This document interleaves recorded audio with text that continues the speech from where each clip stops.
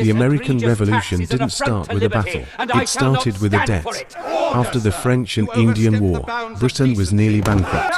To recover, they turned to their colonies, taxing everything, from paper to tea. At first, it seemed small, temporary, necessary, but the colonists saw something else. They had no voice in Parliament, no say in the laws that controlled their lives.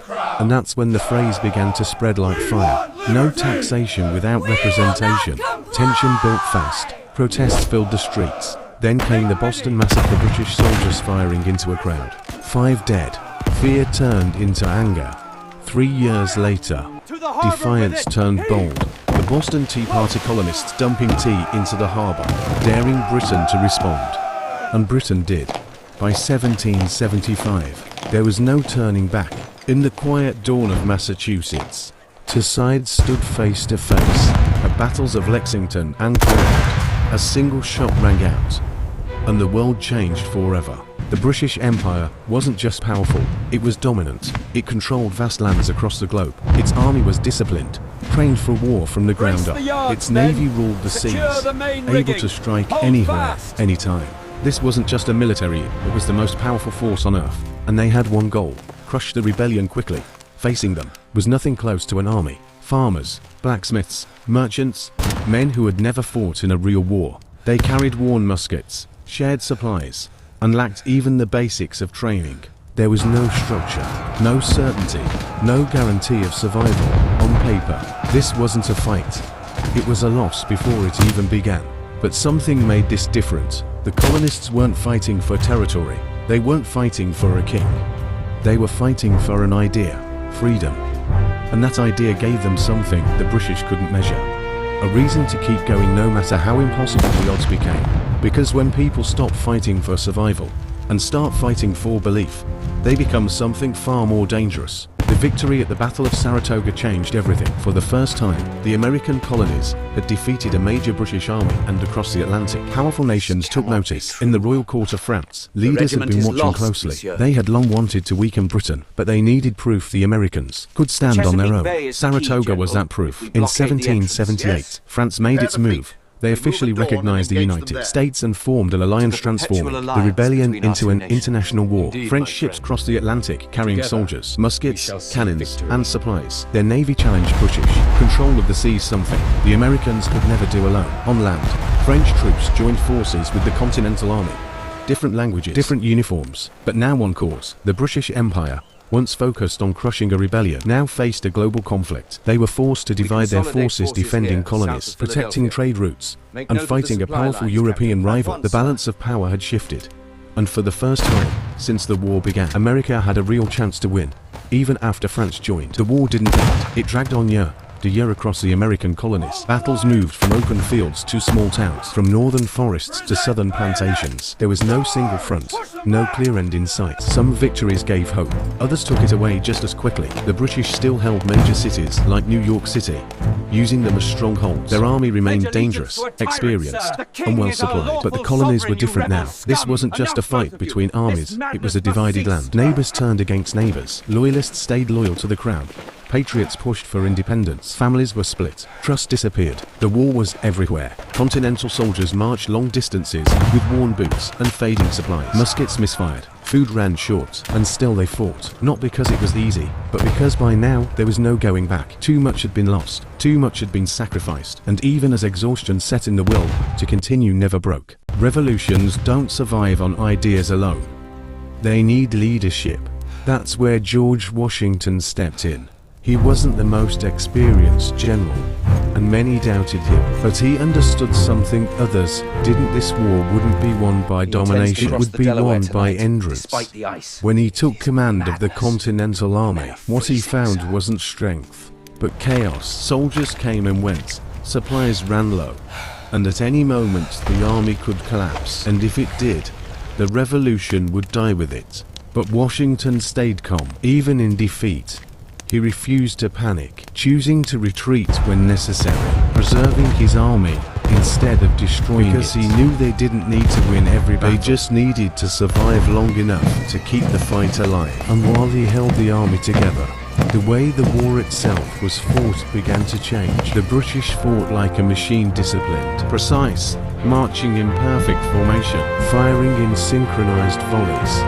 A system built to dominate battlefields across Europe. But this wasn't Europe. The land was different: dense forests, uneven terrain, endless wilderness that broke their formations and hid their enemies. And the colonists adapted. They stopped fighting by British rules and created their own. They moved silently through the trees, hid behind cover, and waited for the perfect moment. Then, without warning, they struck. Muskets fired from the shadows. Smoke filled the air.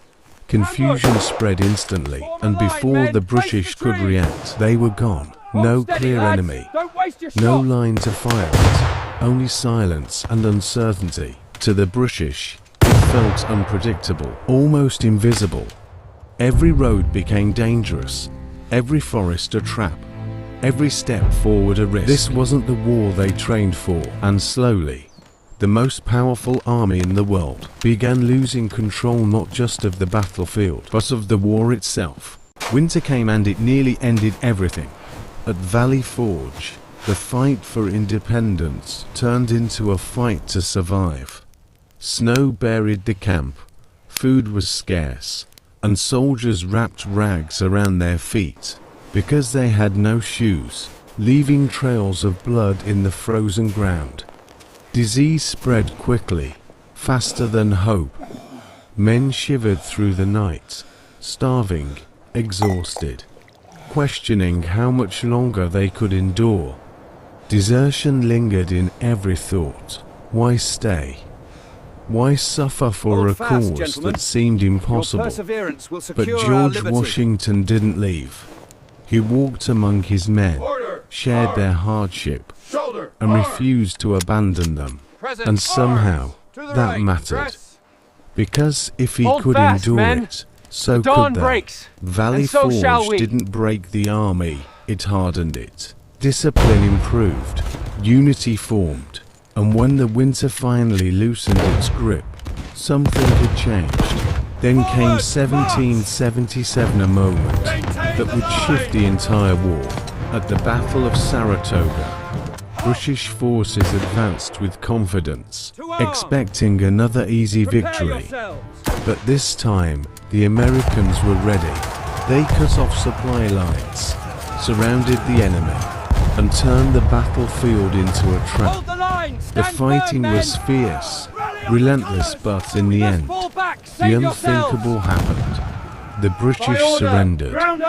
For the first time, the Empire looked vulnerable.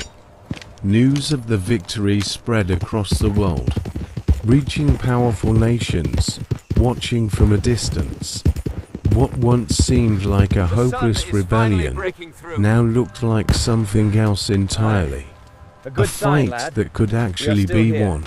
By 1781, the war had dragged on 4 years. What began as a rebellion had become a global conflict stretching across continents, draining resources and testing the will of everyone involved. But now, it was about to end. At Yorktown, British General Charles Cornwallis made a decision that would change everything. Believing the British Navy would protect him, he positioned his army near the coast, confident that reinforcements could arrive at any moment. From the sea, the French Navy arrived, blocking the coastline, sealing the fate of the British army. But they never did. Instead, something far more dangerous closed in. From the land, American forces led by George Washington advanced, with precision cutting off escape routes, tightening the noose. Against all odds, they had done it. Not kings, not empires, but on the belief that people could govern themselves. It began with fear, it survived through suffering, and it ended with something stronger than either. Ordinary people, farmers who left their fields, blacksmiths who put down their tools, soldiers who had nothing but refused to give up. They faced the greatest military power in the world, and survived. The war officially ended with the Treaty of Paris, where Britain recognized the independence of the United States. Belief. Because the true victory wasn't just independence. It was proving that even against impossible odds, people could stand, fight, and create something entirely new. A new nation was born, not built on conquest, but on resistance, not on control, The United States of America, for the first time in the war. The British were completely trapped. Day after day, cannon fire thundered across the battlefield. Explosions lit up the night sky. Trenches closed in. Supplies ran low. Hope disappeared. The most powerful army in the world had nowhere left to run. And then, silence. On October 19, 1781, the unthinkable happened. The British surrendered. An empire had been stopped. And after years of war, it was finally over.